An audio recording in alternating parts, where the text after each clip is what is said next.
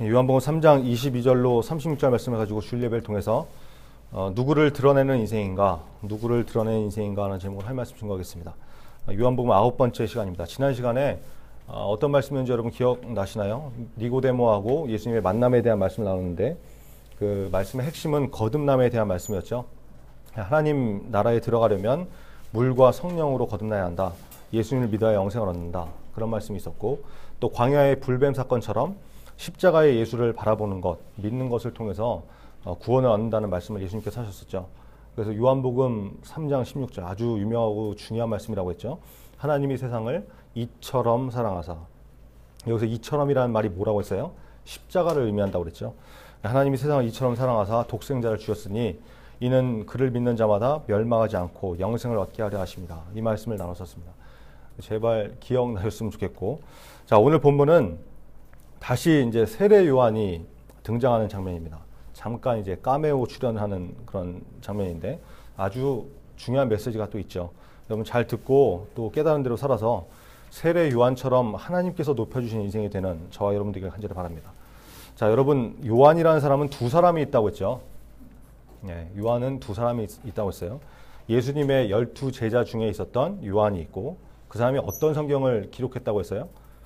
전혀 기억이 안 나죠. 기억이 나면 이상한 거죠. 요한이 성경 5권을 썼는데 요한복음을 썼고, 그 다음에 서신서 중에 요한 1, 2, 3서 썼고, 성경 맨 마지막에 있는 요한계시록, 좀 기억하는 친구들이 있는데 이렇게 5권 썼다고 했죠. 그리고 이렇게 성경을 썼던 예수님의 제자였던 요한이 있고, 그리고 또 다른 요한은 오늘 본문에 나오는 그 사람이죠. 세례자 요한, 그죠? 예수님의 앞길을 예비했던 세례 요한. 이 세례 요한은 특별히 예수님이 오실 것을 증거했던 사람이고, 이름에서 그 앞에 이제 붙는 수식어에서 말해주는 것처럼 세례를 줬던 사람이죠. 마가복음 1장 4절에 보니까 세례 요한이 광야에 이르러 죄 사함을 받게 하는 회개의 세례를 전파하니, 이 말씀처럼 사람들에게 세례를 주었던 그런 사람이거든요. 예수님도 처음에 이제 하나님의 일을 시작하실 때 이 세례 요한한테 가서 세례를 받고 막 그러셨잖아요. 자, 세례자 요한이 그런 사람인데, 이렇게 세례 요한이 한참 이제 세례 주는 일도 하고 막 이렇게 일을 하고 있었는데, 갑자기 예수님과 제자들이 세례 주는 일을 따라하고 있는 거예요. 뭐 따라했다기보다는 하여튼 그 이후에 이제 이어서 한 거죠. 오늘 본문이 이제 그런 대화를 나누는 거거든요. 근데 문제는 예수님 쪽이 더 잘 나갔다는 거죠. 그러니까 예를 들면 이런 상황이에요. 뭐 좀 이해가 될지 모르겠지만, 교회에 오는 길에 여러분 맥도날드 있죠? 네. 그 맞은편에 뭐가 생겼어요? 롯데리아가 생겼죠. 요한이 맥도날드를 처음에 이제 먼저 열어서 장사를 하고 있었던 거예요. 한참 장사를 잘 하고 있는데 갑자기 어디서 예수라는 사람이 알바생들을 이끌고 와가지고 롯데리아를 맞은편에다 차린 거예요. 그러니까 처음에는 맥도날드 하나밖에 없었기 때문에 장사도 완전 잘 되고 갈 데가 거기밖에 없으니까 당연히 사람들이 맥도날드 많이 갔겠죠.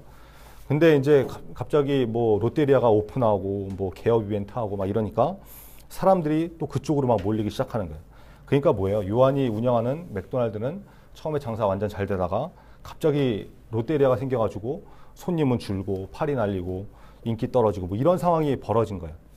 그때 요한의 제자들, 롯데리아에서 일하는 알바생들이 와가지고 다시 맥도날드죠. 맥도날드에서 일하는 알바생들이 와가지고 요한한테 그러는 거죠. 선생님, 점장님이겠죠. 점장님, 이게 뭡니까? 우리 손님 지금 다 뺏기고 손님 줄어들고 인기 떨어지고 이게 무슨 일이냐고, 매출 줄어들고 지금 큰일 났다고, 어떻게 좀 해보시라고, 이런 상황이 된 거예요.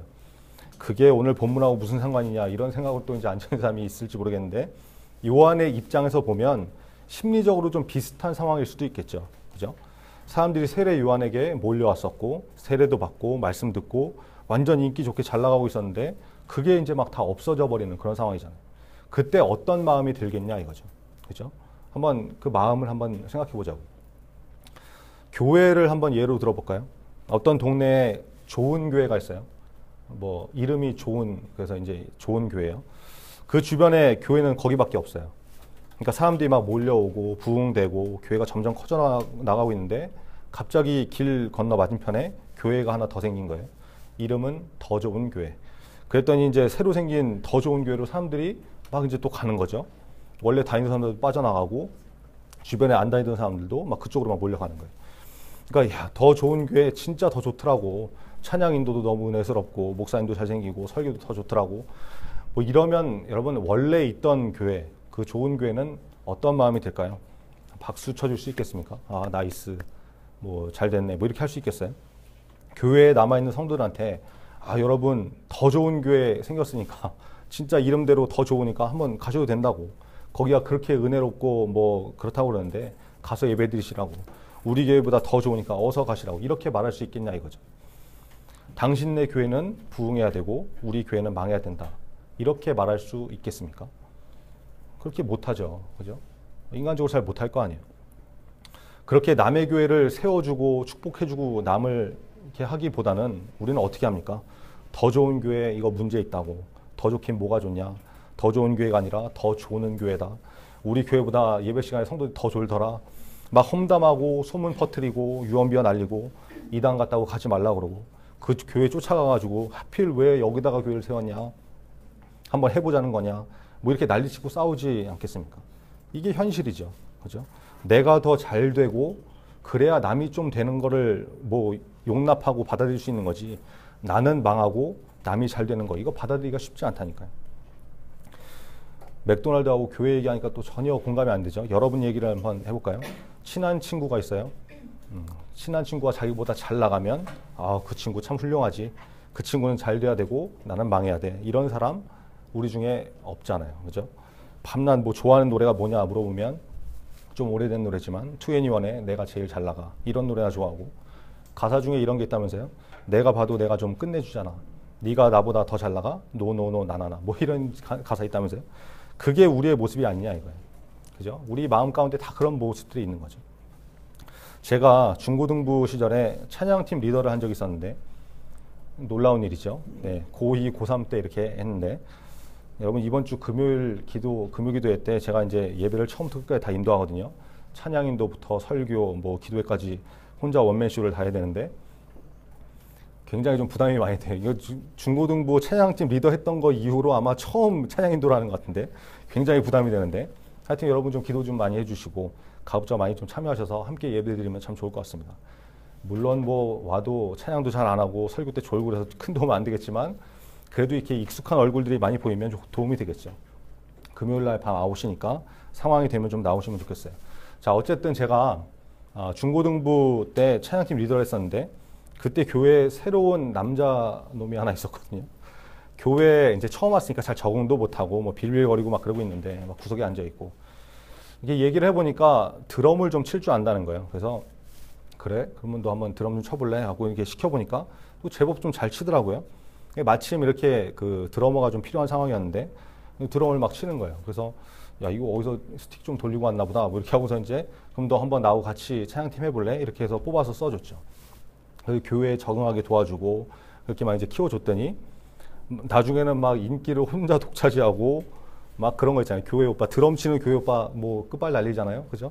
막 돌리고 막 이렇게 하면서 막 치고 막 이러니까 그러니까 리더인 저보다 막 훨씬 잘 나가고 근데 그 인간이 또 기고만장하고 버릇없고 이렇게 네 가지 없는 싸가지 없는 행동들 많이 하더라고요. 그래서 제가 어떻게 했을까요? 잘 감싸주고 품어주고 지냈으면 참 좋았겠지만 저도 또 예의 없는 걸 또 참지 못하는 성격이었고 적당한 시기에 적당한 이유를 찾아서 찬양팀에서 잘라버린 거거든요. Get out 이러면서 이제 번역하면 꺼져 뭐 이러면서 내보낸 거죠. 그게 우리 모습이라니까요. 남 잘 되는 꼴 못 보는 거죠. 내가 최고여야 되고 내가 제일 잘 나가야 되고 남이 나보다 잘난 것 같으면 없애버리고 제거해야 마음이 편해지는 게 그게 우리 아닙니까? 여러분 또 전혀 또 아닌 척하고 있지만 전도사 너나 그렇지 나는 아니다 뭐 이런 표정을 안 짓지만 우리 마음 가운데 다 그런 모습들이 있다는 거예요. 자 보세요. 제가 몇 가지 상황을 예를 들면서 이렇게 설명을 했는데 지금 세례 요한한테 보면 심리적으로 이거 비슷한 일들이 벌어진 거예요. 자기가 뭔가 중요한 일을 하다가 갑자기 사람들이 막 다 외면하고 떠나가는 그런 상황이 된 거거든요. 인간적으로 많이 서운하고 상처받고 섭섭한 마음이 생겨서 예수님에 대한 적대적인 행동을 할 수 있는 그런 상황인데 요한은 어떻게 합니까? 오늘 본문 나오는 28절의 말씀처럼 뭐 이렇게 말하는 거죠. 제 아들아 나는 그리스도가 아니다. 나는 그저 예수님이 오실 것을 준비하라고 보내심을 받은 사람이라고 내가 그렇게 말하지 않았니? 30절에 또 그런 얘기 나오잖아요. 이게 참 의미 있는 말씀이죠. 예수님은 흥하여야 하겠고 예수님은 잘 되셔야 되고 나는 쇠하여야 된다. 망해야 된다. 이렇게 말했다는 거예요. 이게 세례 요한의 모습이었다는 거예요. 여러분 보세요. 세례 요한은 세상 사람 같이 인간적인 반응을 하지 않았죠. 자기를 낮추고 예수님을 인정하고 그분만 높이는 사람이 되었다는 거예요. 그러니까 예수님께서 세례 요한을 평가하실 때 어떻게 말씀하십니까? 마태복음 11장 11절에 보니까 내가 진실로 너에게 말하노니 여자가 낳은 자 중에 세례 요한보다 큰 이가 일어남이 없도다. 여자가 낳은 사람 중에 세례 요한보다 큰 사람, 세례 요한보다 더 나은 사람이 없다. 요한이 짱이야. 뭐 이런 말씀이죠. 여러분 예수님이 무엇 때문에 요한을 그렇게 인정하셨겠습니까? 요한은 자기 자신은 아무것도 아니다. 나는 광야에서 외치는 자의 소리다. 뭐 소리는 여러분 형체가 없잖아요. 그죠? 그냥 한번 소리가 딱 나고 나면은 있었는지 없었는지 잘 모르잖아요. 그건 존재를 드러내지 않고 그렇게 자기 자신을 표현했다는 거예요. 나는 예수님의 신발에 있는 끈을 묶는 것도 푸는 것도 감당하지 못할 사람이다. 나는 망해야 된다. 쇠해야 된다. 이렇게 말한 사람이었다는 거예요. 철저히 자기 자신을 낮추고 예수님을 높이는 인생이었기 때문에 그러니까 예수님께서 오히려 높여주시는 인생이 되었다는 거예요. 여러분 이게 메시지죠. 자기를 드러내지 않고 예수님을 높이고 드러내는 인생, 그런 겸손한 자가 되면 하나님께서 높이는 인생이 된다는 것입니다. 여러분이 지금은 잘 모를 수 있지만 인생을 살다 보면 자꾸 자기 자신을 이렇게 드러내려고 하는 것이 우리 안에 있다는 것을 발견하게 됩니다. 여러분 세상을 보세요. 다 자기를 드러내려고 혈안이 되어 있죠. 스펙이라는 게 다 그런 거 아닙니까?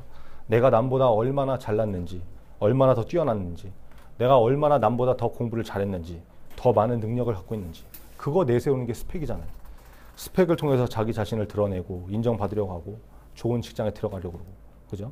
예쁜 사람, 잘생긴 사람, 외모라는 스펙을 통해서 자기를 드러내고, 좀 상태가 안 좋으면 뭐 외모가 안 되면 성형수술 해서라도 예뻐지려고 하고, 다 그렇게 살고 있잖아요. 이게 자기 자신을 드러내는 것이죠. 여러분 세상 사람이 그렇게 살아갈 때 우리 예수 믿는 사람들은 과연 어떻게 살아야 될 것인지 고민해 봐야 되겠죠. 여러분 오늘 말씀을 통해서 한번 좀 생각해 보셨으면 좋겠습니다. 나는 과연 어떤 사람인지, 내가 나 자신을 드러내고 높이려고 했던 사람은 아닌지 한번 고민해 보셨으면 좋겠어요. 바로 몇 주 전에 있었던 일인데 오늘 자꾸 이제 제 얘기를 하게 되네요. 예전에 이제 교회에서 가르치는 여학생이 있었는데 그 학생 어머니가 이제 병으로 돌아가셨어요. 뭐 이제 암투병 하시다가 이제 돌아가셨는데, 그래서 제가 장례식장에 찾아간 적이 있었어요. 근데 그 여학생의 이제 친구들이 모였으니까 당연히 이제 중고등부 학생들도 많이 와 있었을 거 아니에요. 제가 그 교회를 떠난 지 뭐 2년도 넘었으니까 그 중에는 저를 아는 사람도 있고 모르는 학생들도 있었겠죠. 장례식장 입구에서 이제 남학생 둘하고 제가 이렇게 마주쳤는데 그 중에 한 명이 저를 예전에 엄청나게 따르고 좋아했던 그 교회 담임 목사님 아들하고 이렇게 마주친 거예요. 우리 희찬이는 저한테 별로 관심이 없지만 그 교회 담임 목사님 아들인 그 학생은 저를 거의 연예인 대하듯이 이렇게 막 대했거든요. 걔도 지금 고3인데 참 희한하네요. 하여튼 네. 어쨌든 저를 보더니 막 반가워가지고 막 또 끌어안고 반갑다고, 이게 도대체 몇 년 만이냐느니 뭐 그동안 어떻게 지내셨냐고 막 난리가 난 거예요. 장례식장에서 이렇게 소란을 피우면 안 되잖아요. 그러니까 이제 제가 이러지 말라고, 여기 좀 장소를 좀 가려라 이러면서 진정시키고 이렇게 안으로 들어가는데 그 남학생 둘이 하는 얘기가 제 귀에 들리더라고요. 그 목사님 아들이 옆에 있는 애한테 이렇게 얘기하는 거예요. 야, 너 저분 모르지? 저분이 바로 강전도사님이야 이러는 거예요. 그러니까 옆에 있던 남학생이 그 전설에 이렇게 얘기를 하는 거예요. 희한하게 또 그런 건 또 잘 들리죠. 이렇게 멀리 떨어져 있는데 귀가 제가 쫑긋해져가지고 그냥 거기까지만 들었어요. 너무 또 이제 제가 더 들으면 교만해질까봐 자리를 빨리 피했는데, 제가 그런 사람이에요. 전설이었던 사람이에요. 레전드, 그죠? 여러분 전혀 또 이게 뭔 소리냐, 전설은 뭐가 전설이냐, 전설의 고향이냐, 뭐 이렇게 이제 표정을 앉아있지만 여러분 전혀 모르겠지만 여러분 예전 교회에서는 그 주일 오전 청소년 예배 드리고 그러면 학생들뿐만이 아니라 그 청년들 있죠. 여기 청년 선생님들도 전혀 공감을 못하겠지만 청년들이 또 예배를 와가지고 중고등부 예배 와가지고 설교를 들어 막 이렇게 오고 그랬었어요. 주보에 이제 희찬이 계속 이렇게 웃고 있는데 기분 나쁘네요. 그 어른들 주보에 보면은 이렇게 뭐 주일 오후 예배나 수요 예배, 금요 기도회 뭐 이렇게 누가 설교하는지 이렇게 나오잖아요. 거기 이제 제가 설교한다고 이름이 이렇게 나오면 그거 보고 일부러 오후 예배 안 드렸던 분이 오후 예배 나오고 수요 예배 나오고 금요 심야 기도회 나오는 그런 분들이 있었다고요. 설교 들으려고. 그랬었는데 저는 세상에서 저는 설교할 때 이런 경우를 당해본 적이 아예 오늘 나오지도 않았는데 예배 중간부터 의자에 이렇게 널려가지고 이게 뭐 거의 걸친 건지 널린 건지 이러고 뒤로 들어 누워갖고 자는 인간이 있질 않나? 어떤 때는 뭐 설교 시작 3분도 안 됐는데 조는 인간들이 있질 않나? 전혀 반응도 없고 토요일 날 성경 공부하는 사람들 리더들이잖아요. 임원들이고 막 이런 사람들은 좀 다를 줄 알았더니 얘네들도 토요일 날 또 모여가지고 성경 공부하자 그러면 또 하품하고 졸고 있고 어제는 또 집에 누가 전화를 해가지고 학생들이 설교가 어렵다고 그런다고 못 알아듣겠다고 참 이상한 여자죠. 전화를 해가지고 물론 제가 받은 건 아니지만 하여튼 제가 별꼴을 다 당하고 있는데 그래서 제가 요즘 겸손해질 수밖에 없어요. 예, 아 내가 아무것도 아니구나. 내가 마식한 건지 녹슬한지 모르겠지만 이게 옛날 생각하면 안 되겠구나. 지금 저절로 겸손해지고 낮아지고 그런 삶을 살 수밖에 없는데 이 얘기를 왜 하냐면 여러분 참 고맙다고요. 예, 겸손한 삶을 살 수 있도록 이렇게 도와줘서 참 고맙다고 제가 이 얘기를 하는 건데 나 자신이 드러나면 드러날수록 예수님이 가려지는데 그죠? 교만하지 못하게 도와줘서 참 고마운 거죠. 네, 참 고맙네요. 그죠? 예. 베드로전서 5장 5절에 보니까 젊은 자들아 이와 같이 장로들에게 순복하고 다 서로 겸손으로 허리를 동이라. 하나님이 교만한 자를 대적하실 때 겸손한 자들에게는 은혜를 주시느냐 이렇게 말씀하세요. 여러분 하나님이 교만한 자를 아주 싫어하신다는 거죠. 그래서 우리는 겸손하게 나 자신을 드러내는 것이 아니라 예수님만 드러내는 인생이 된다고 성경은 그걸 강조하고 있는 거예요. 오늘 말씀을 통해서 본문의 세례 요한을 통해서 주시는 메시지입니다. 나는 쇠어야 하고, 그죠? 나는 망해야 되고 예수님만 흥해야 된다. 그러면 예수님께서 세례 요한을 높여주신 것 같이 하나님께서 높이는 인생이 될 것입니다.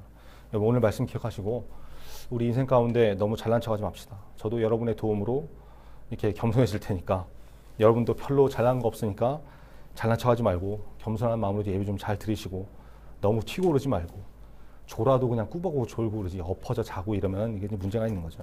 그죠? 하여튼 겸손한 마음으로 그죠? 묵묵하고 성실하게 하나님 앞에 예배 드릴 수 있고 또 살 수 있는 우리 모두가 됐으면 좋겠습니다.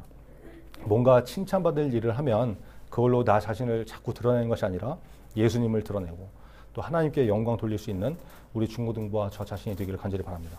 기도하겠습니다. 여러분 오늘 말씀 기억하면서 세례 요한의 모습을 통해서 자기를 드러내는 인생이 되는 것이 아니라 예수님을 드러내는 인생. 오늘 본문에 나온 것처럼 그는 흥하여야 하겠고 나는 쇠하여야 하리라. 이 고백을 진심으로 할 수 있는 사람이 되게 해달라고. 그래서 야고보서 4장 10절의 말씀처럼 주 앞에서 낮추라. 그리하면 주께서 너희를 높이시리라. 베드로전서 5장 6절 이러므로 하나님의 능하신 손 아래서 겸손하라. 때가 되면 너희를 높이시리라. 이 말씀이 삶 가운데 이루어지는 그런 인생이 되게 해달라고 우리 다 같이 기도하겠습니다. 아버지 하나님 감사합니다.